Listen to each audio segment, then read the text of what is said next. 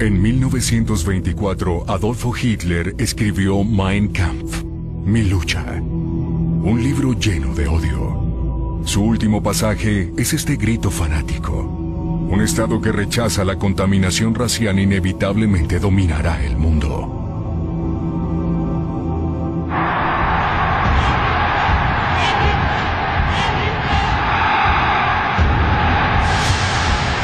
Adolfo Hitler nació el 20 de abril de 1889 y se suicidó el 30 de abril de 1945. ¿Cómo hizo este austriaco que salió de la nada para tener éxito en la conquista de Alemania? ¿Cómo sembró esa semilla de odio y de violencia?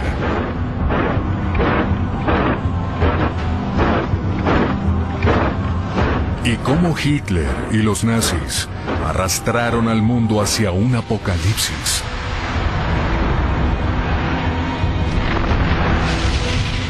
Apocalipsis, el ascenso de Hitler.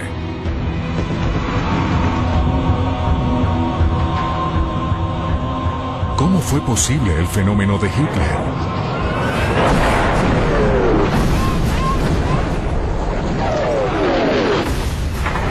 En su libro Mi lucha, Hitler escribe: la Primera Guerra Mundial fue el momento más inolvidable y sublime de mi existencia. Durante 4 años, el cabo Hitler fue un mensajero. Llevaba mensajes para el 16º Regimiento de la Infantería de Baviera. Corría de trinchera en trinchera entregando órdenes a los soldados. Era una misión peligrosa. Fue condecorado con la Cruz de Hierro. Siempre usaba su cruz de hierro cerca de su insignia del partido nazi. Durante la Primera Guerra Mundial, Hitler aprende a sentir un desprecio absoluto por el valor de la vida humana, como muchos otros soldados en este conflicto terrible.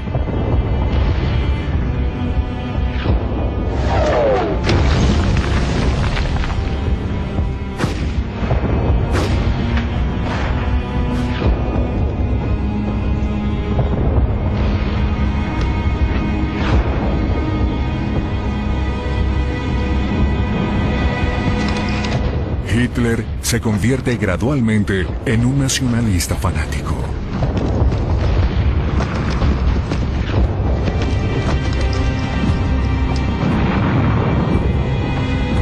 También en las trincheras surge la confusa idea de que algún día daría testimonio y defendería a sus compañeros en miseria. En otras palabras, incursionó en la política. Hitler siempre supo cómo explotar su camaradería con sus compañeros veteranos de guerra, como lo haría 15 años después en este discurso a los trabajadores en la fábrica de Siemens. Volksgenossen und Genossinnen, meine deutschen Arbeiter, ich bin aus euch selbst herausgewachsen, bin einst selbst unter euch gestanden, bin in 4,5 Jahren Krieg hier mitten unter euch gewesen und habe mich dann durch Fleiß, durch Lernen und ich kann sagen durch Hungern langsam emporgearbeitet. In meinem innersten Wesen bin ich immer das geblieben, was ich vorher war. Una sucesión de acontecimientos acentuaron su compromiso político. Durante la noche del 13 de octubre de 1918, un ataque con gas lo dejó temporalmente ciego. Fue evacuado a un hospital de campaña y luego llevado a Alemania. Mientras tanto, en el frente, los alemanes son derrotados y muchos son hechos prisioneros.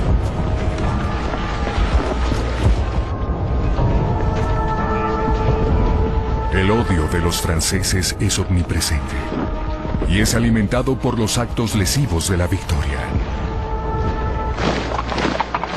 Prisioneros, los soldados del Kaiser y el emperador alemán Guillermo II tratan de mantener su dignidad mientras marchan por los mismos poblados de Francia y Bélgica que asolaron en los últimos años.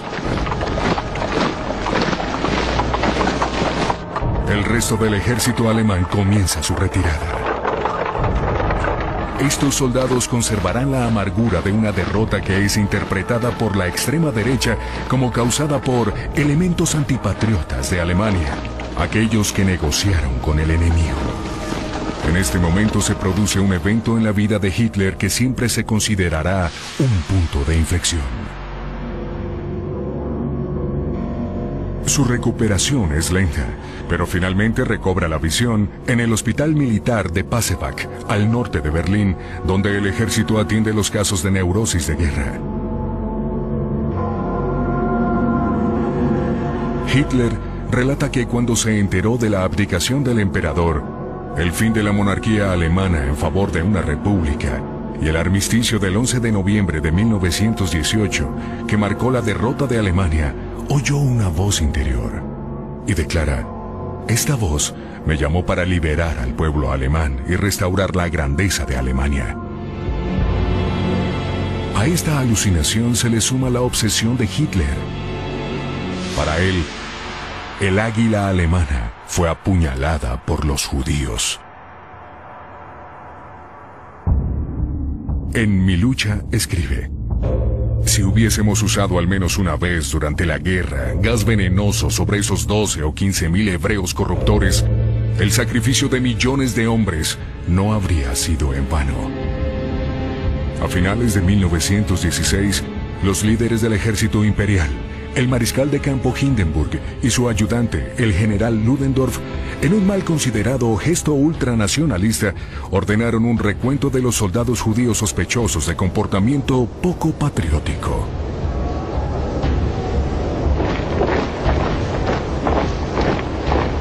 El antisemitismo se remonta siglos atrás y no conoce fronteras. Perseguidos por el destino a lo largo de la historia, los judíos, fuesen pobres que vivían en guetos o burgueses, se convirtieron en chivos expiatorios en momentos de crisis.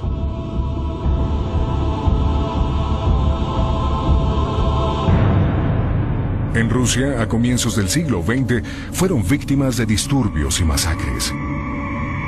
Muchos de ellos huyeron y se establecieron en Alemania. La gran pregunta es: ¿Hitler tenía sangre judía?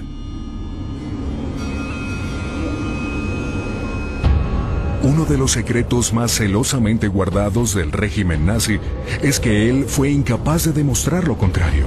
No sabía quién era uno de sus abuelos. La identidad de su padre se desconoce.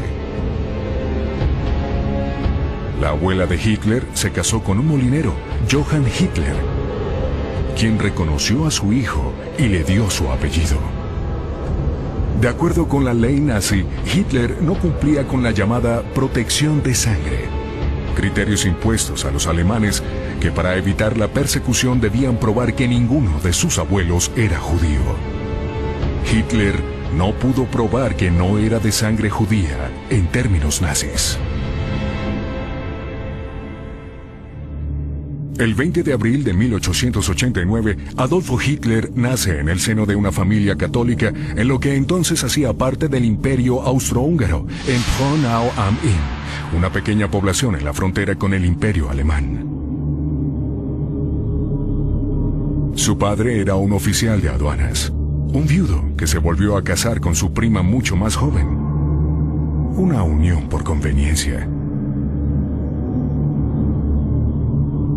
Durante la infancia de Hitler, la familia se trasladaba con frecuencia debido a los cambios de asignación de su padre a lo largo de la frontera.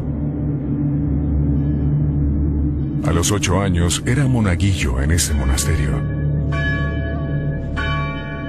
Cantaba y admiraba el sentido de sacrificio de los sacerdotes en su misión. Nota una extraña cruz en el remate frontal del monasterio. Semejaba la esvástica, que se convertiría en el emblema nazi. Hitler siempre recordaría la cruz del monasterio como si fuera un presagio de su destino.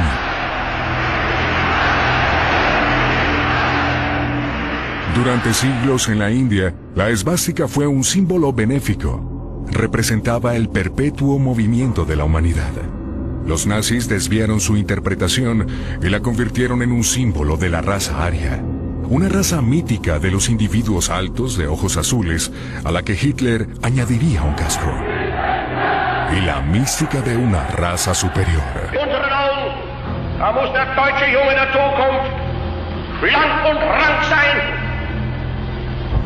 flink wie Windhunde, zäh wie Leder und hart wie Krückstahl. Wir sind entschlossen, ein neues Geschlecht heranzuziehen.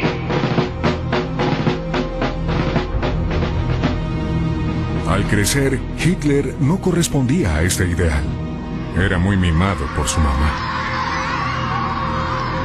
Regresaría a este paisaje de Austria en los momentos más importantes de su carrera, pocas semanas antes de la invasión a Polonia y al comienzo de la Segunda Guerra Mundial. Estas son imágenes de la casa de su infancia, grabadas y editadas por su amante Eva Braun. No guarda resentimiento hacia su padre, un estricto y disciplinario ebrio.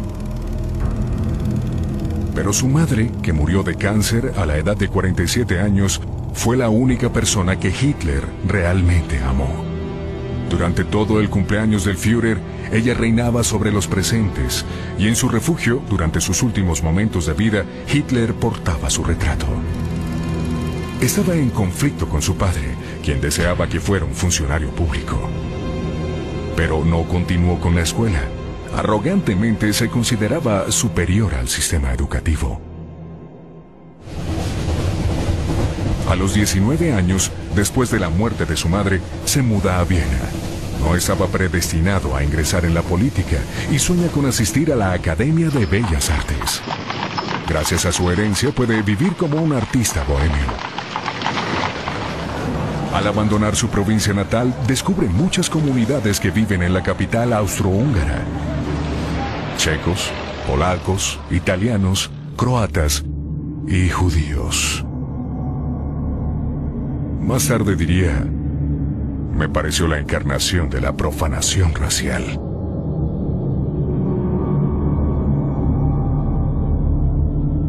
Intentó ingresar a la Escuela de Bellas Artes, pero apenas se preparó, y a pesar de su gran ambición, no fue admitido. El periodo que sigue después es muy difícil. Es la época anterior a la Gran Guerra. Vive en una casa de huéspedes para hombres y sobrevive copiando tarjetas postales para turistas. Con el poco dinero que gana, asiste a la ópera para escuchar Wagner, que como un amigo diría, produce un trance en Hitler. Hitler, cuya vida cotidiana es mediocre en el mejor de los casos, sueña con los héroes de estas leyendas germánicas. Una de sus óperas favoritas es Rinzi, en la que un joven guerrero asume la misión de salvar a su pueblo.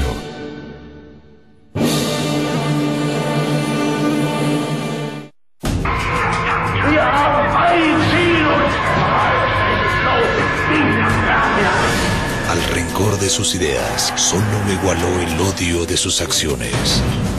La historia de cómo Adolf se convirtió en Hitler, con el doble estreno de La amenaza y el Führer, Apocalipsis, el ascenso de... Movilización. Hitler tiene 25 años. Es el 2 de agosto de 1914 y la declaración de guerra transformará su fallida vida de artista. Antes de ingresar al servicio militar, abandona Austria. Ahora se encuentra en Alemania, en Múnich, arrastrado por la locura del sentimiento nacionalista extremo que precipita a toda Europa hacia la gran masacre. Participó en la guerra y esta lo transformó.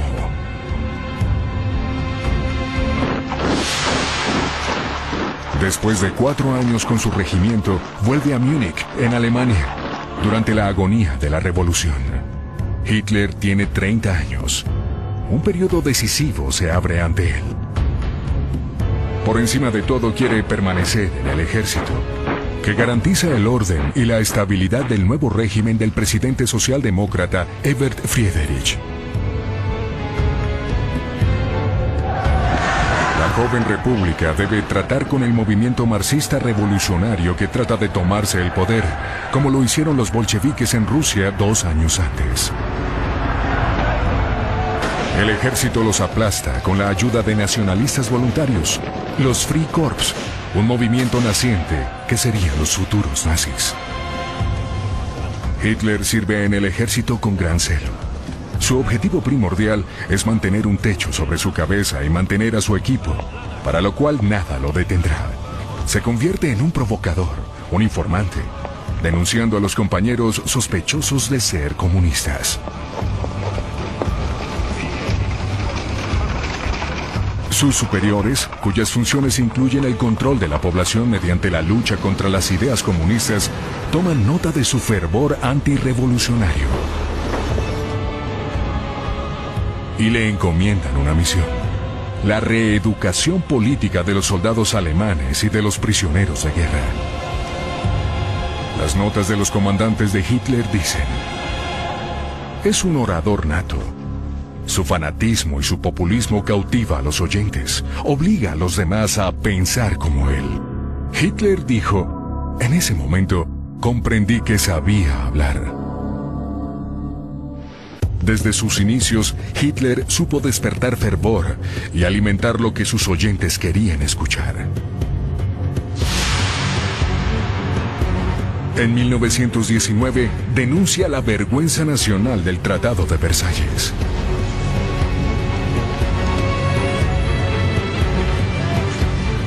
Después de meses de discusiones entre ellos, Francia, Inglaterra y Estados Unidos imponen duras condiciones de paz en Alemania, como si solo ellos hubieran sido responsables de la matanza masiva. El Tratado de Versalles, firmado el 28 de junio de 1919, condena a Alemania a pagar enormes reparaciones, lo cual crea una gran carga para la economía y se convierte en un tema central en las quejas populares de Alemania. Alemania también ve el 13% de sus territorios y una décima parte de su población amputada. Alsacia y Lorena, una vez más, son francesas, y la orilla izquierda del río Rin es desmilitarizada. Una película alemana de la época registra la pérdida del territorio nacional. Lo peor es la separación de Prusia Oriental de Alemania para reconstruir Polonia, dividida en el siglo XVIII, y que le daba acceso al mar. El corredor polaco sería el tema que en última instancia conduciría a la Segunda Guerra Mundial. Para muchos alemanes, las condiciones de los aliados para que las fuerzas paramilitares antirrevolucionarias se desarmaran añade sal a la herida. Atestiguan la destrucción de sus submarinos,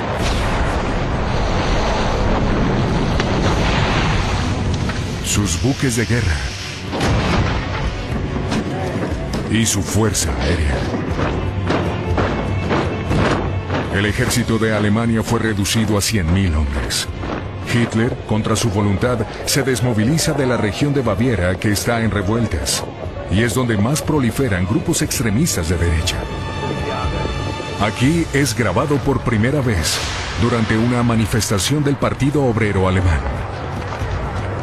Ya en 1919, el ejército le había ordenado infiltrarse y espiar a este grupo. A falta de mejores perspectivas, sigue siendo uno de sus miembros y se convierte en un agitador político de tiempo completo. Políticamente, Baviera está en el extremo derecho, mientras que el poder en Berlín con la República de Weimar es de centro izquierda, llamada así después de que la nueva constitución se convirtió en ley.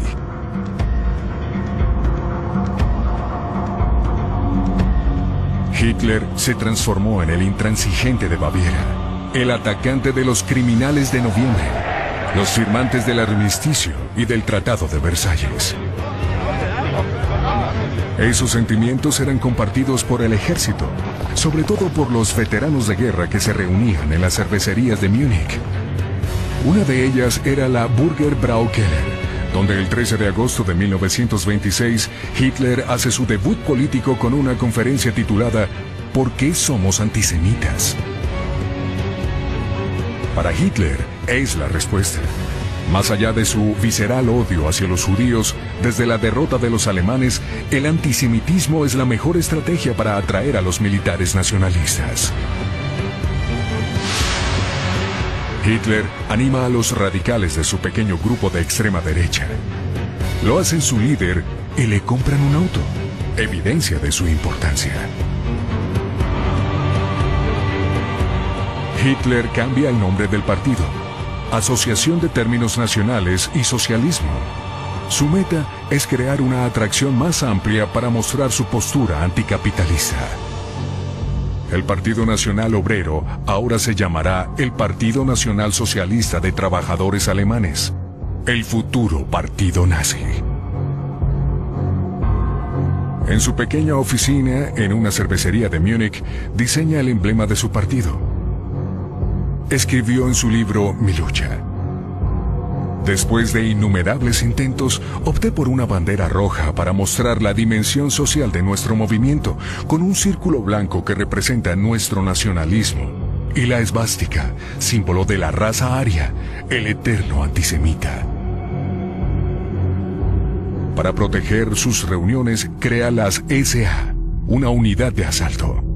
Una pequeña milicia cuyos uniformes obtiene en un depósito de la antigua aduana de la monarquía austrohúngara. Su radicalismo aumenta la membresía del partido de 2.000 a 20.000 miembros.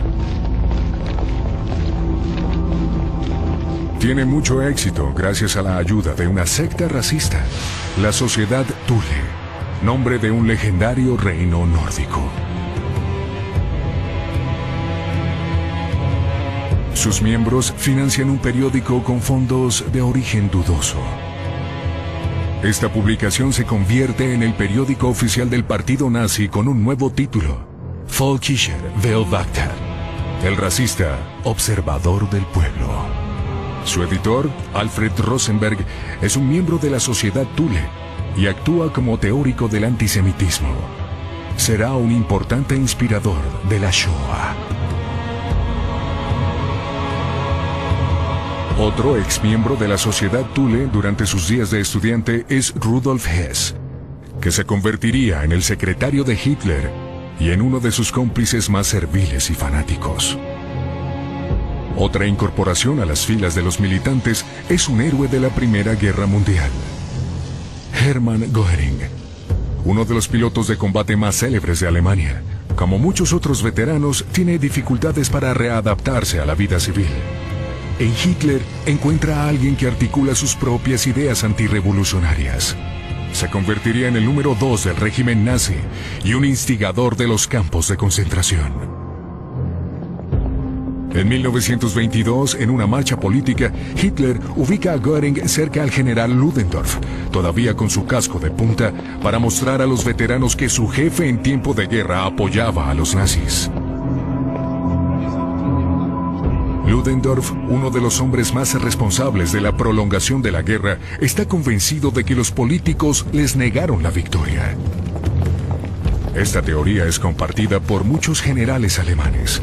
La adhesión de Ludendorff a las ideas nacionalistas le abre nuevas perspectivas a Hitler.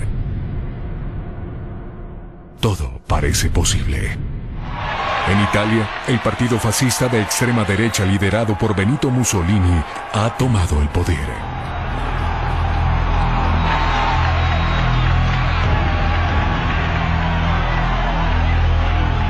¿Sería Hitler el Mussolini alemán?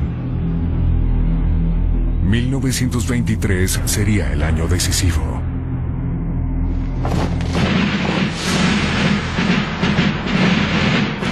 ...11 de enero de 1923.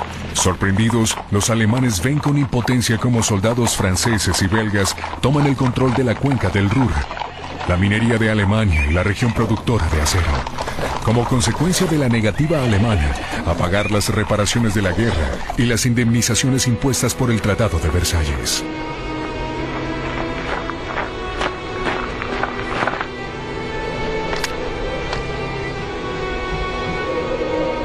Los franceses y los belgas toman el pago directamente en forma de carbón.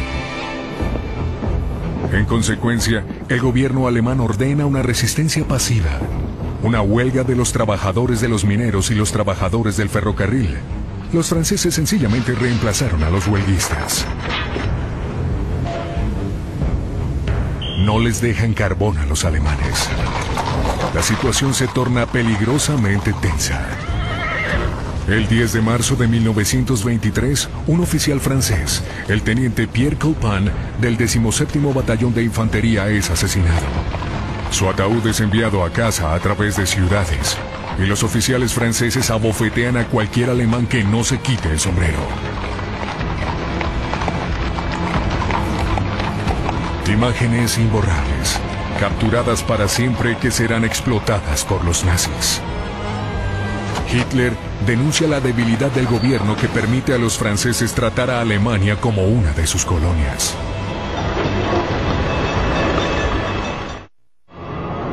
Los alemanes tienen frío. Los alemanes están hambrientos.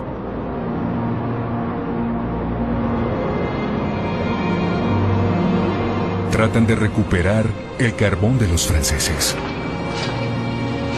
La República de Weimar debe importar carbón y pagar a los mineros en huelga. Estos enormes gastos del sistema provocan que la Oficina de Finanzas imprima enormes cantidades de dinero. El marco se deprecia de forma espectacular.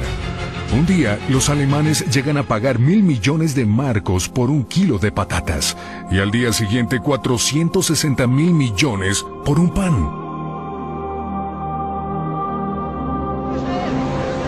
Con el aumento de la inflación y el desempleo, la extrema derecha de Baviera se moviliza, con el general Ludendorff como su líder.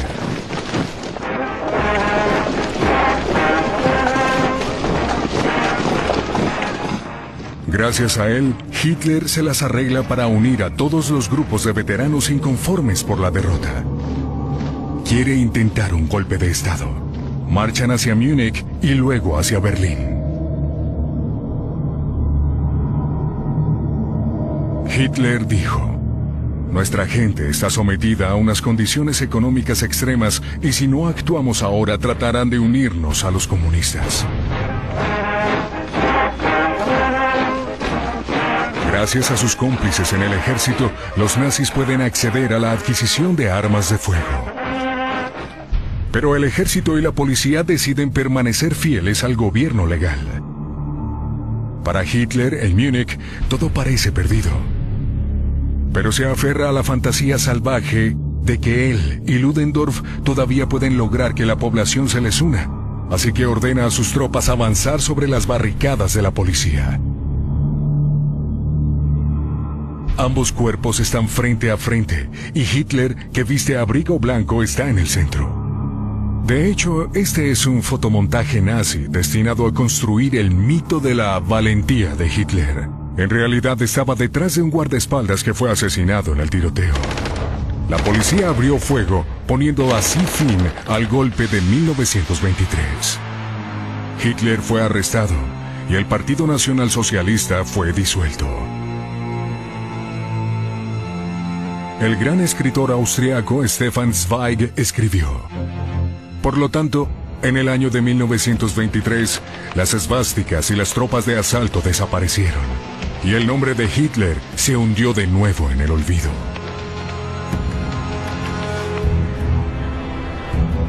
Tres meses después de su detención, se realizó el juicio a los golpistas en Múnich. Hitler fue acusado de alta traición, delito castigado con la pena de muerte. Ludendorff, que ni siquiera estuvo en prisión, llegó al juicio en un auto de lujo con sus abogados. Fue liberado sin problema por respeto a su pasado glorioso y porque seguía teniendo influencia en el partido. Fue absuelto. Hitler, que amenazó con quitarse la vida, se dio cuenta que el tribunal no era tan hostil como él pensaba, y basado en su talento oratorio, lanzó su habitual y feroz discurso contra el gobierno y los judíos. El juicio se convierte en un púlpito inesperado. Los jueces sienten cada vez más simpatía por él y el público se atropella para entrar. Como resultado, el veredicto resulta ser menos grave de lo que Hitler temía. Es condenado a 5 años en una celda relativamente cómoda y con vista al campo.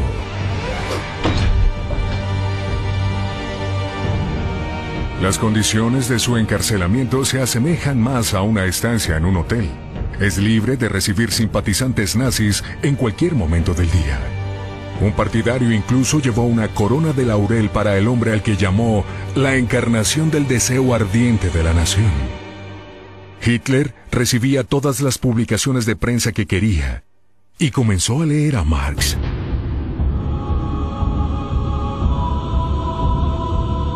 Rudolf Hess, condenado a 15 meses por su papel en el golpe de Estado, tiene la celda vecina y se une al pequeño grupo que esencialmente discute las luchas internas entre los partidos de derecha que se destrozan entre sí. El retorno de Hitler es cada vez más una necesidad.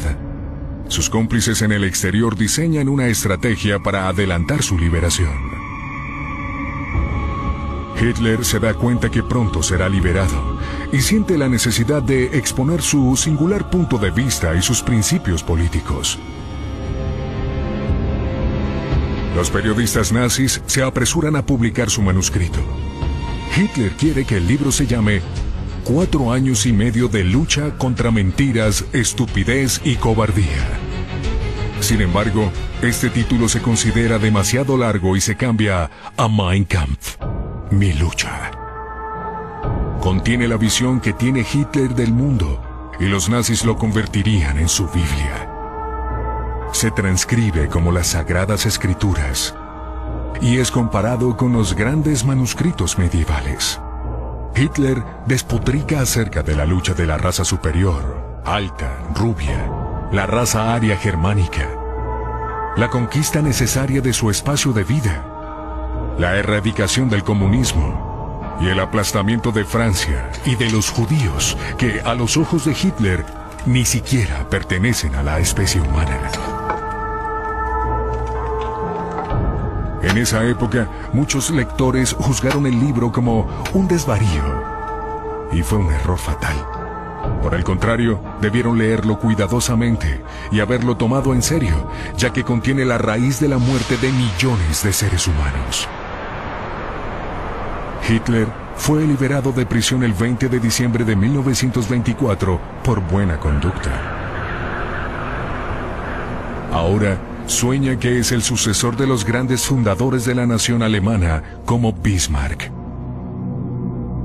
Dijo: mi estadía en prisión me brindó confianza, optimismo y la creencia de que nada me puede alterar de nuevo.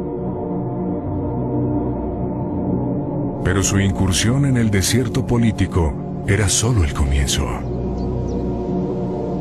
Mi lucha es un fracaso. Apenas se venden 20,000 copias.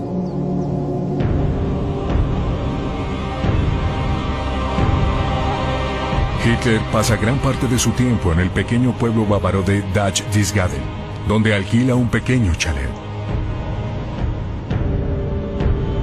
Escribe el segundo volumen de Mi lucha. Se trata fundamentalmente de su proyecto de expandir el espacio de vida de Alemania en Rusia. Las ventas del libro son normales hasta que toma el poder en 1933. Cuando Hitler toma el poder, Mi lucha será casi de lectura obligatoria. El Estado alemán lo ofrece a las parejas como regalo de bodas. Si no estaba en su biblioteca, podía ser denunciado por traidor.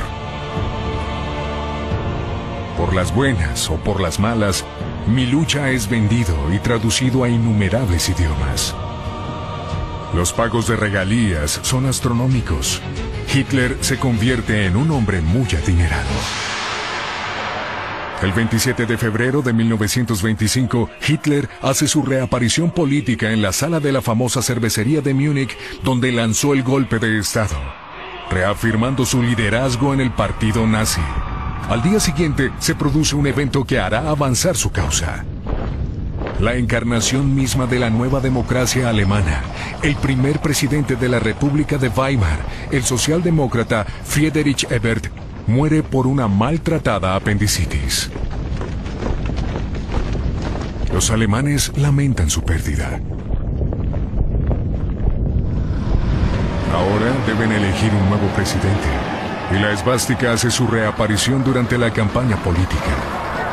La prohibición del partido nazi había sido recientemente levantada, pues ya no se consideraba peligroso. De hecho, Ludendorff, el candidato de los partidos de extrema derecha, obtiene apenas el 1% de los votos. El fracaso de Ludendorff es lo que Hitler deseaba en secreto, ya que se trataba de su principal rival y apenas se le ayudó en su campaña.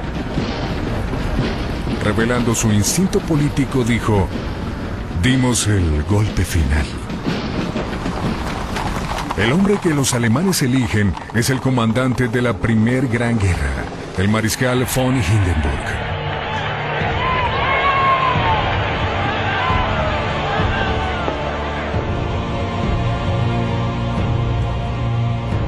En 1870, cuando era un joven oficial, estuvo presente en la proclamación del Segundo Imperio Alemán en el Salón de los Espejos de Versalles. Convence al ejército y se une a los conservadores, hecho que le preocupa a la izquierda y al resto de Europa. Hitler está al acecho. El partido nazi se esparce como un cáncer por toda Alemania. Sus miembros llegan a 170,000.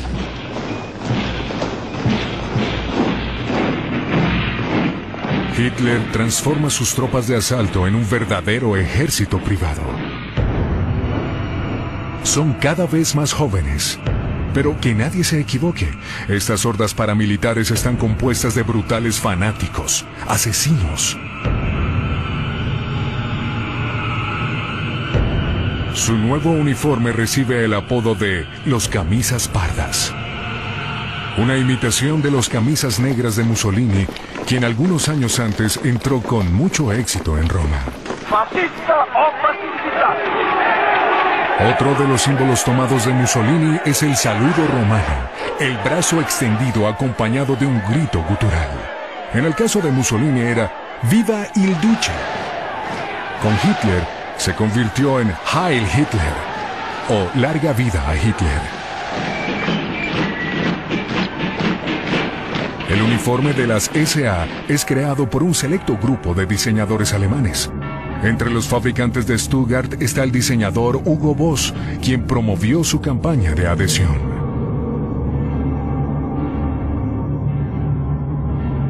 Hugo Boss, miembro del partido nazi, también produce los aterradores uniformes negros de la SS. Schutzstaffel, la nueva unidad de protección de Hitler, así como los uniformes de las juventudes hitlerianas. Todo esto es muy costoso. El dinero proviene principalmente de miembros comunes y corrientes del partido nazi y de simpatizantes adinerados como el magnate del acero Fritz Thyssen, cuyas plantas de acero están listas para forjar nuevas armas.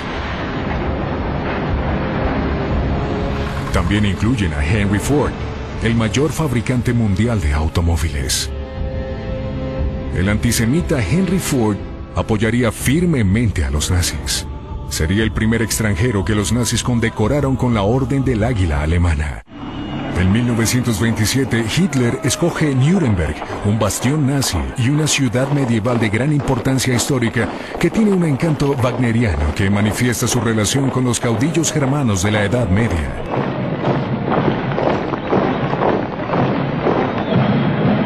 Hitler llama a Nuremberg su capital ideológica. También quiere poner de relieve la sumisión del ejército al Führer, su líder. Este culto a la personalidad se verá reforzado a través del trabajo de su fotógrafo personal, Heinrich Hoffmann.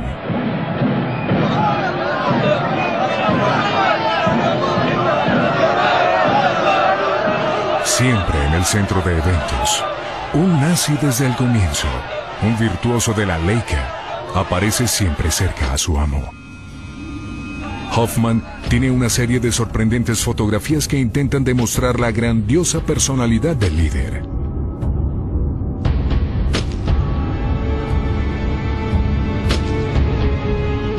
Para cautivar a las votantes femeninas, logran que los nazis puedan captar sus preferencias.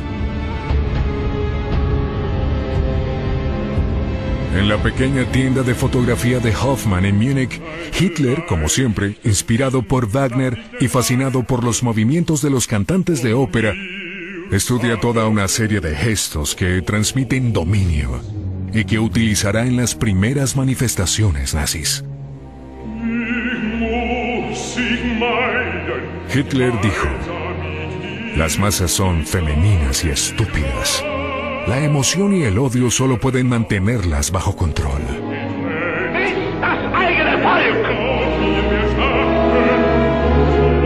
Deutsches Volk hilft dir selbst. Jeder soll helfen. Diesen unerhörten Zwang beugen. Odio. Eso exactamente es lo que la SA siembra en toda Alemania, comenzando por los barrios judíos en las grandes ciudades.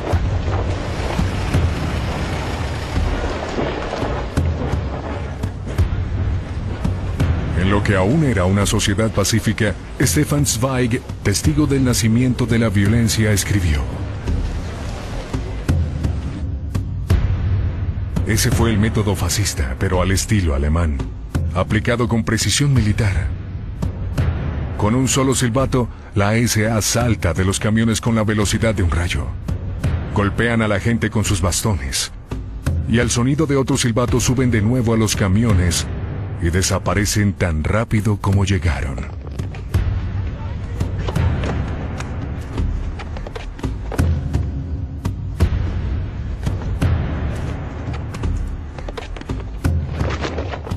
La intimidación y el terror producen resultados dispersos.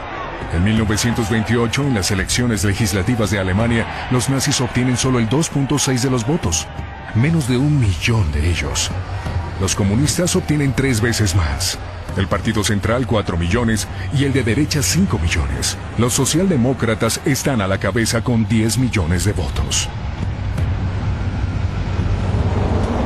Sin embargo, en el Reichstag, el Parlamento de Berlín, este 2.6% de los votos, principalmente de las zonas rurales, se traduce en 12 nuevos diputados nazis. Crean un gran impacto, ya que todos visten el uniforme de la SA. Entre ellos, Hermann Göring, que hace su reaparición. Herido en el bajo vientre durante el golpe de Estado, ha ganado mucho peso y se convirtió en adicto a la morfina. Por último, ocurre la gran entrada de Joseph Goebbels en la política, que corresponde a una máxima formulada por Nietzsche en el siglo anterior. El fanatismo es la única forma para que la fuerza de voluntad del débil e irresoluto pueda ascender. Goebbels no es el tipo alto, rubio y ario. Es bajo, cojo y sufre de complejo de inferioridad desde la infancia debido a su pie deforme. Sin embargo, su diabólica astucia compensa estas desventajas. Es un rebelde contra la sociedad que coqueteaba con el marxismo hasta el encuentro decisivo de su vida con Adolfo Hitler. Goebbels vio la luz. Al negarse a publicar sus manuscritos, los judíos le habían impedido convertirse en un gran escritor y los comunistas eran responsables del caos en la sociedad. Dijo alguna vez: "Entramos en el Reichstag como lobos en el redil de las ovejas". Pero era imposible en este momento, tanto para el público como para los diputados, comprender el significado de esta declaración. La opinión del público en general de los nazis se expresa en el periódico Frankfurter Zeitung. Hitler no tiene ideas o pensamientos coherentes. Hitler es un loco peligroso. Llegó a este punto siguiendo a la letra la ideología de guerra, la interpretación de una manera primitiva, como si viviéramos en tiempos de las invasiones bárbaras que provocaron la caída del Imperio Romano.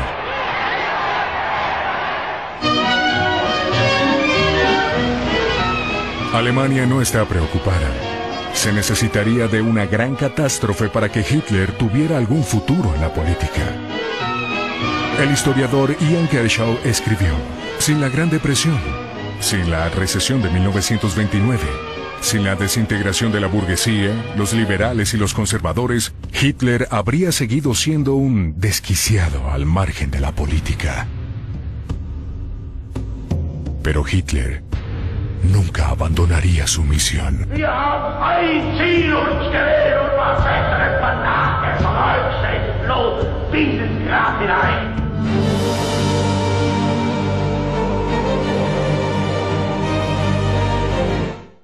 Apocalipsis, los campos de la muerte. Estreno mañana a las